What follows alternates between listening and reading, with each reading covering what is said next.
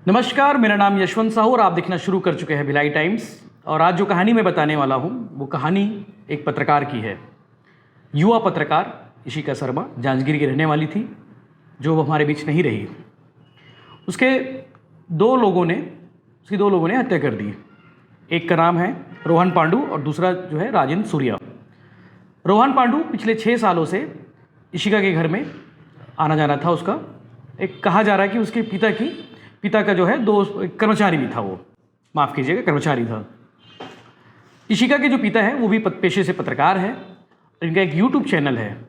इशिका शर्मा की जो हत्या होती है 12 फरवरी की रात को होती है और 13 फरवरी को उसकी लाश बेड पर मिलती है।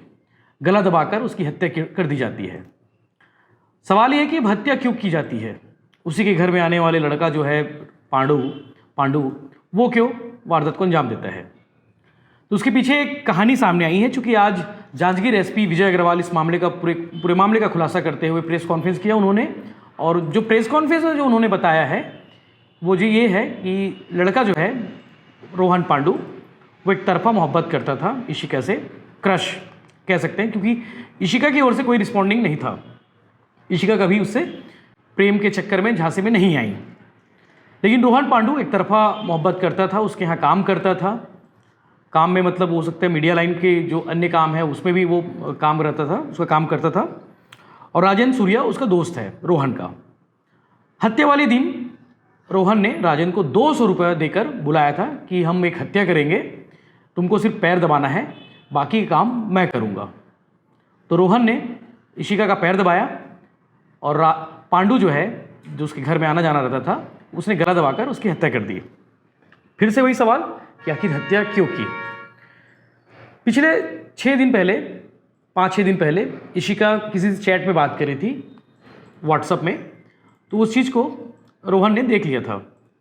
उसको बुरा लगा कि भाई मैं तुमको जानता हूँ, हम लोग बचपन से सब चीज़ें एक दूसरे से मिले हैं, एक दूसरे को जानते हैं, बहुत क्लोज हैं, और तुम अन्य लड़कों से क्यों बात करती हो? इसी बात को लेके रोहन ने उसको डांट भी दिया था, उसको आपत्ति भी थी। बट इशिका ने इस बात को इग्नोर किया और उस बात को बिल्कुल से सिरे से खारिज कर दिया। जैसी ज़िंदगी चल रही थी वैसे चल रही थी, सब कुछ ठीक ठाक चल रहा था।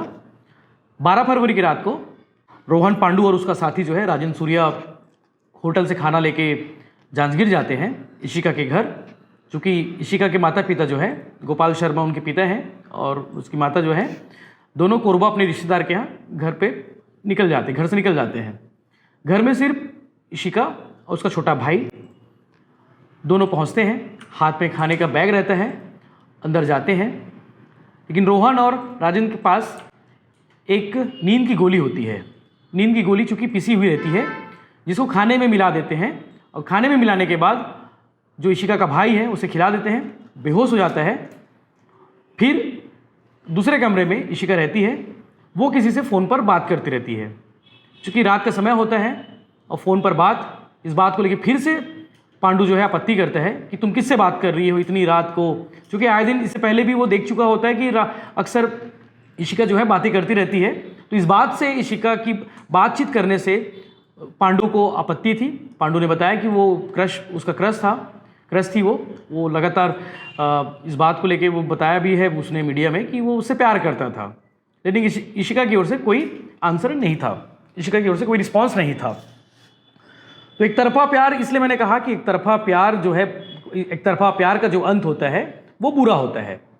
इसके मन में पहले से प्लानिंग कर रखी थी पांडू ने कि भाई उसकी हत्या करनी है, अब उसको सबक सिखाना होगा। क्योंकि 2-3 दिन पहले भी विवाद हुआ था, उस रात को भी विवाद हुआ और ये प्लानिंग करके गए थे कि इशिका को मौत के घाट उतार देंगे।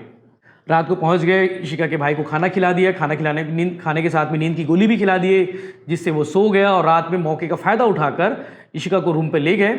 उसके बाद उसके बेड पर सुला दिए। सुलाने के बाद जो है इशिका का गला दबाया। गला दबाने के बाद उसका जो साथी था उसने पैर दबाया ताकि वो जो है कहीं बच ना सके और तुरंत जो है उसकी मौत हो जाए। गला दबाकर उसकी हत्या कर दी गई। 13 फरवरी को जब घर पहुंचते हैं तो लाश मिलती है। उसके भाई ने बताया कि भैया घर पे लाश रखी हुई है, इशिका बेड पर पड़ी हुई है, मरी हुई है। घर वाले पहुंचते हैं, पुलिस भी पहुंचती है। मामला संदिग्ध लगता है कि कौन कौन आए थे। चूँकि इशिका का जो भाई है वो पूरी कहानी बता देता है कि रात में 2 लोग आए थे, वो लोग कौन थे। पुलिस मामले की जांच करती है और रोहन पांडु और राजेंद्र सूर्य की तलाश में लग जाती है। चूँकि रोहन पांडु जो है अपना हुलिया बदल देता है और हुलिया बदल कर वो पहुंच जाता है मुंगेली होते हुए कवर्धा। पुलिस के पास चूँकि नंबर थे, कॉल डिटेल निकाले, खंगाले, तमाम तकनीकी पहलुओं को जांच कर देखा। उसके बाद दोनों पकड़े जाते हैं कवर्धा से। कवर्धा से पकड़े जाने के बाद इनसे पूछताछ की जाती है, लेकिन दोनों घुमाते रहते कहानी कि हम लोग तो बस आए थे, चले गए, हमने कहीं कुछ नहीं किया। जब पुलिस अपने सख्ती से पूछताछ करती है, जैसा कि एसपी विजय अग्रवाल ने बताया है कि कई तकनीकी पहलू और कई जो साइंटिफिक जो तरीके होते हैं पुलिस की पूछताछ करने के, उन तरीकों का इस्तेमाल करती है पुलिस। और उसके बाद दोनों उगल देते हैं कि भाई हमने वारदात को अंजाम दिया था। चूँकि इशिका किसी और से लंबे लंबे समय तक बात करती थी जो उसे अच्छा नहीं लगता था, और इसी बात को लेकर उसने मजा चखाने के लिए, उसने सबक सिखाने के लिए इशिका की हत्या कर दी।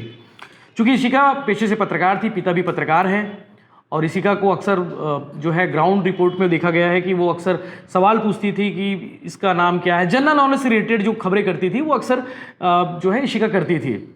उसके आखिरी वीडियो भी हमने देखे।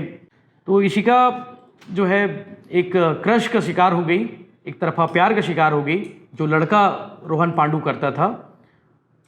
और रोहन को आपत्ति थी कि वो किसी और से बात करती है, उसको अच्छा नहीं लगता था। इसी बात को लेकर रोहन ने उसकी हत्या कर दी। इसके अलावा एक चीज़ और अपडेट, हाँ मैं आपको बताना भूल गया इस मामले में, इस कहानी में एक चीज़ और है कि जब हत्या की है, हत्या का वारदात को अंजाम दिए, तो उसके घर से सोने चांदी के जेवर पार कर दिए ताकि लोगों को ये लगे कि लूट के इरादे से किसी ने इनकी हत्या कर दी है। सोने चांदी के जेवर, 3 मोबाइल और स्कूटी, तीनों गायब कर दी, लेकिन जिसे पुलिस ने बरामद कर लिया है। तो इस तरह के बाकी अपडेट्स के लिए बनी रही विल आइटम्स के साथ में हम आपको लगातार इस तरह की कहानी बताते रहेंगे। आगे सुनिए एसपी विजय अग्रवाल ने क्या कुछ इस कहानी को लेकर बताया है। परसों दोपहर में सूचना प्राप्त हुई कि एक युवती का शव लेक सिटी कॉलोनी में है, और उस सूचना पे तत्काल थाना प्रभारी जांजगीर मौके पे पहुंचे थे। साइबर एक्सपर्ट, फिंगर एक्सपर्ट की टीम भी पहुंची थी, और जांच पे ये पता लगा कि प्रथम दृष्टया ये ज्ञात हुआ कि मौत पूरी तरह से संदिग्ध है, और पुलिस टीम उसमें आरोपियों के लिए उसी समय से लग गई थी। पंचनामा करने के उपरांत पोस्टमार्टम के लिए बॉडी भेजा गया था। कल पोस्टमार्टम रिपोर्ट प्राप्त हुई जिसमें होमिसाइडल दर्ज किया गया था, लिखा गया था। उस पर से पुलिस ने मामला दर्ज किया जिसमें धारा 302, और चूंकि उसके ज्वेलरी और मोबाइल वहां से मौके से गायब था, इसलिए 397 का मामला दर्ज किया गया। पुलिस टीमें लगातार उस समय जो अंतिम समय में व्यक्ति मौजूद था, रोहन पांडु, उसके लिए लगी हुई थी। अंततः रोहन पांडु को कल पुलिस ने पकड़ लिया, और उसके पास से वो मोबाइल बरामद किया, साथ ही ज्वेलरी भी बरामद की गई। जब उससे पूछताछ की गई तो उसने बताया कि उसने अपने एक साथी के साथ मिलकर पूरे घटनाक्रम को अंजाम दिया है। उस साथी को भी पकड़ लिया गया है, उसके पास से भी ज्वेलरी बरामद हुई है। दोनों ने सुनियोजित तरीके से, प्लान तरीके से इस घटनाक्रम को अंजाम दिया था। जो कारण ज्ञात हुआ है वो ये है कि आरोपी मृतिका को पूर्व से जानता था, उससे शादी करना चाहता था। उसको इस बात पे आपत्ति थी कि मृतिका कुछ और भी लड़कों से पहचान रखती है, वो उसका हमेशा विरोध करता था। इस बात को लेकर दोनों में विवाद भी हुआ था, परंतु उसका ये कहना था कि मृतिका उसके बात को नहीं मान रही थी, लिहाजा उसने तय कर लिया था कि मुझे उसको रास्ते से हटाना है, और इसके लिए उसने अपने दोस्त की मदद ली। प्लानिंग से उसने नींद की गोलियां खिलाई मृतिका को और उसके भाई को, और उसके उपरांत उसने इस पूरे घटनाक्रम को अंजाम दिया। दोनों आरोपी को पकड़ लिया गया है। पुलिस और भी साक्ष्य का संकलन कर रही है, और इनको शीघ्र ही माननीय न्यायालय के समक्ष प्रस्तुत किया जाएगा। घटना के उपरांत आरोपी, जो मुख्य आरोपी था, वो सक्ती होते हुए रायगढ़ गया था। वहाँ पे उसने अपने बाल कटाए थे, कपड़े चेंज किए थे। उसके पीछे उद्देश्य यही था कि जो हुलिया जांजगीर में लोगों ने देखा है उसका, वो चेंज कर दिया जाए ताकि वो आसानी से पकड़ में ना आए। परंतु वो उसी स्कूटी को रखा था जो प्रार्थिया का था, और उसी स्कूटी से घूमते हुए वो कवर्धा पहुँचा था, और पुलिस ने उसको फॉलो करते हुए उसको पकड़ लिया।